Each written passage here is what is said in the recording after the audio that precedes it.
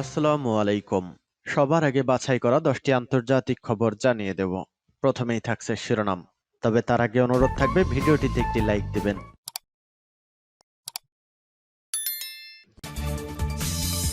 দখলদার ইসরায়েলি বাহিনী এবং লেবানন পুরোদমে যুদ্ধ চলছে। জানিয়ে দেব হাতে থাকা সর্বশেষ আপডেট আন্তর্জাতিক সংবাদ। প্রথমেই সংবাদ শিরোনাম। সত্যিই কি গাজার নিয়ন্ত্রণ ছেড়ে দিতে রাজি হয়েছে হামাস?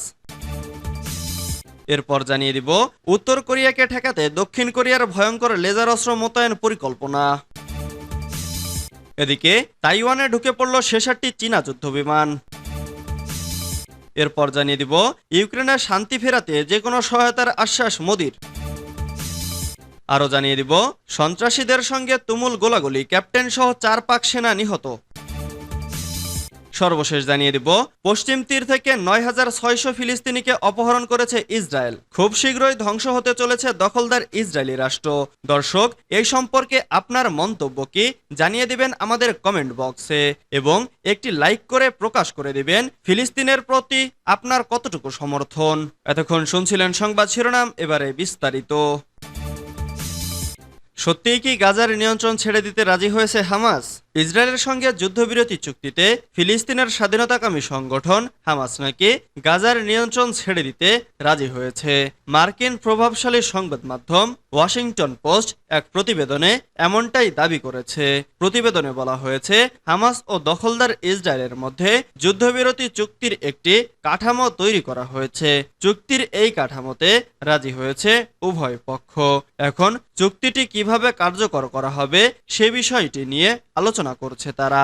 সংবাদ মাধ্যমটি আরও জানিয়েছে, চুক্তি অনুযায়ী যুদ্ধবিরতির দ্বিতীয় ধাপে গাজার নিয়ন্ত্রণ ছেড়ে দিতে রাজি হামাস। ওই সময় উপত্যকাটির নিয়ন্ত্রণ নিজেদের কাছে রাখবে না ইসরায়েলও। এর বদলে গাজায় প্রতিষ্ঠিত হবে একটি অন্তর্বর্তীকালীন সরকার, আর এর নিয়ন্ত্রণে থাকবে ফিলিস্তিনি অথরিটি সমর্থিত বাহিনী। যুক্তরাষ্ট্রের এক কর্মকর্তার বরাতে মতামতধর্মী ওই প্রতিবেদনে সাংবাদিকদের ডেভিড ইগনাটিয়াস লিখেছেন, চুক্তির কাঠামোতে দুই পক্ষ সম্মত। কিভাবে এটি কার্যকর করা হবে এ নিয়ে তারা আলোচনা করছে। তবে চুক্তির কাঠামো তৈরি হলেও চুক্তি যে এখনই হয়ে যাবে এমন কিছু নিশ্চিত করে বলা যাচ্ছে না বলে জানিয়েছেন ওই কর্মকর্তা। উত্তর কোরিয়াকে ঠেকাতে দক্ষিণ কোরিয়ার ভয়ঙ্কর লেজার অস্ত্র মোতায়েন পরিকল্পনা। ৭৭ বছরের নিয়ম ভেঙে ভয়ঙ্কর অস্ত্র মোতায়েনের পথে হাঁটল দক্ষিণ কোরিয়া। উত্তর কোরিয়ার ড্রোন ভূপাতিত করতেই সিউল ভয়ঙ্কর ধরনের লেজার অস্ত্র মোতায়েন করতে যাচ্ছে। প্রথম দেশ হিসেবে সেনাবাহিনীতে এ ধরনের অস্ত্রের ব্যবহার শুরু করতে যাচ্ছে দক্ষিণ কোরিয়া। দেশটির অস্ত্র সংগ্রহ সংস্থা বৃহস্পতিবার এ তথ্য প্রকাশ করেছে। স্টার ওয়ার্স প্রজেক্ট এর আওতায় এই অস্ত্র মোতায়েন করা হচ্ছে। দক্ষিণ কোরিয়ার প্রতিরক্ষা বিষয়ক প্রশাসন এক বিবৃতিতে জানিয়েছে, সামরিক বাহিনী হেনহুয়া এরোস্পেস সংস্থার সহায়তার ড্রোন বিধ্বংসী লেজার অস্ত্র তৈরি করেছে। অত্যাধুনিক প্রযুক্তি নির্ভর এই অস্ত্রটি বেশ কার্যকর এবং তুলনামূলক সাশ্রয়ী। প্রতিবার লেজার আক্রমণে খরচ হবে মাত্র $1.5। এই লেজারটি নীরব এবং অদৃশ্য। লেজার অস্ত্রগুলো 10 থেকে 20 সেকেন্ডের মধ্যে আলোর রশ্মির মাধ্যমে ড্রোনের ইঞ্জিন বা অন্যান্য বৈদ্যুতিক সরঞ্জাম পুড়িয়ে উড়ন্ত ড্রোনকে ধ্বংস করবে বলেও জানানো হয়েছে। তাইওয়ানে ঢুকে পড়ল 66টি চীনা যুদ্ধবিমান। একদিনেই তাইওয়ানের আকাশে অনুপ্রবেশ করেছে চীনের 66টি যুদ্ধবিমান। তাইওয়ানের প্রতিরক্ষা মন্ত্রণালয় বৃহস্পতিবার জানিয়েছে যে তারা তাদের দ্বীপের চারপাশে 24 ঘন্টায় 66টি চীনা সামরিক বিমানের উপস্থিতি শনাক্ত করতে সক্ষম হয়েছে, যা চলতি বছরের সর্বোচ্চ রেকর্ড। বৃহস্পতিবার 11 জুলাই এএফপির এক প্রতিবেদনে এ তথ্য জানানো হয়েছে। প্রতিবেদনে বলা হয়, মাত্র একদিন আগেই তাইওয়ানের কাছাকাছি সামরিক মহড়াও চালিয়েছিল বেইজিং। তারপর দিনই তাইওয়ানের আকাশে অনুপ্রবেশ করেছে চীনের 66টি যুদ্ধ বিমান।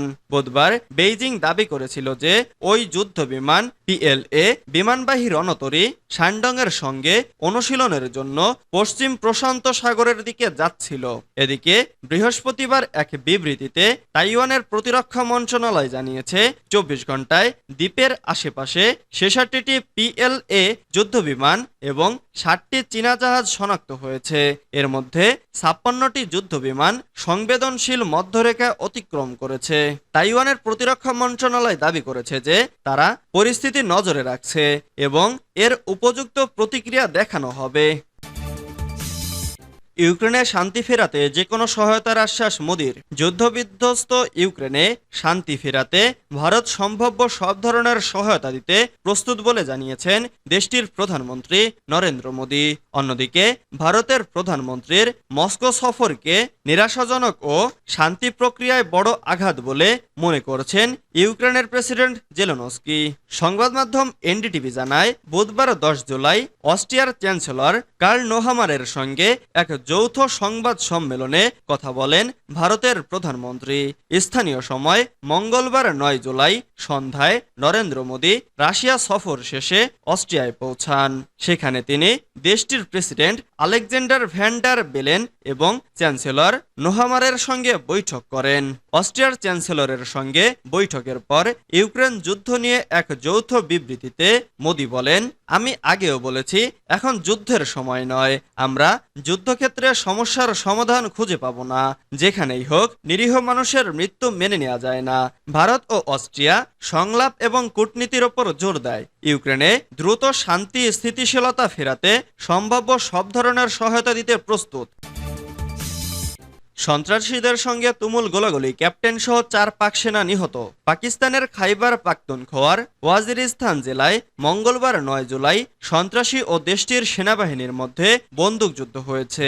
এতে একজন ক্যাপ্টেন সহ অন্তত 4 পাকিস্তানি সেনা নিহত হয়েছে।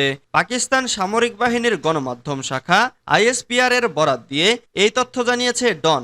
আইএসপিআর তাদের বিবৃতিতে বলেছে, বন্দুকযুদ্ধে রাওয়ালপিন্ডি জেলার বাসিন্দা 24 বছর বয়সী ক্যাপ্টেন মোহাম্মদ ওসামা বিন শহীদ হয়েছেন। পাকিস্তানের মিডিয়া উইং জানিয়েছে, মোহাম্মদ ওসামা সেনাদের নেতৃত্ব দেন এবং তিনি বীরের মতো লড়াই করে শহীদ হয়েছেন। নিহত সেনাদের প্রতি শ্রদ্ধা জানিয়ে পাকিস্তানের প্রধানমন্ত্রী শেহবাজ শরীফ বলেছেন, সন্ত্রাসীদের নির্মূল না করা পর্যন্ত সন্ত্রাসবাদের বিরুদ্ধে যুদ্ধ চলবে। পাকিস্তানের নিষিদ্ধ গোষ্ঠী তেহরিকি তালিবান পাকিস্তান এই হামলার দায় স্বীকার করেছে। সাম্প্রতিক বছরগুলোতে পাকিস্তানের নিরাপত্তা বাহিনীর ওপর সন্ত্রাসী হামলার পরিমাণ অনেক বেড়েছে, বিশেষ করে দেশটির খাইবার পাখতুনখোয়া প্রদেশে।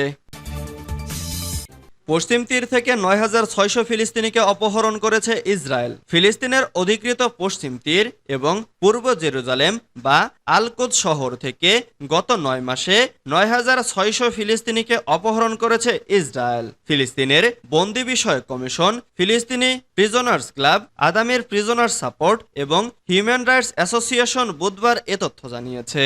সংগঠনগুলোর বিবৃতিতে বলা হয়েছে, অপহৃত ফিলিস্তিনি নাগরিকদের মধ্যে 325 জন নারী, 670টি শিশু এবং 88 জন সাংবাদিক রয়েছেন। পাশাপাশি অক্টোবর মাসের প্রথম দিক থেকে ফিলিস্তিনিদের বিরুদ্ধে 7500 কথিত প্রশাসনিক আটকাদেশ জারি করেছে ইসরায়েল। বহু সংখ্যক নারী ও শিশুর বিরুদ্ধে এই আটকাদেশ জারি করা হয়। ফিলিস্তিনিদের বিরুদ্ধে ইসরায়েল যেসব অমানবিক নীতি চর্চা করে আসছে তার মধ্যে এই প্রশাসনিক আটকাদেশ অন্যতম। এই আটকাদেশের মাধ্যমে ইসরায়েল ফিলিস্তিনিদের অনির্দিষ্টকালের জন্য সুনির্দিষ্ট কোনো অভিযোগ ছাড়াই কারাগারে আটক রাখতে পারে। এ সময় ফিলিস্তিনিরা কোনো আইনজীবীও নিয়োগ দিতে পারবে না।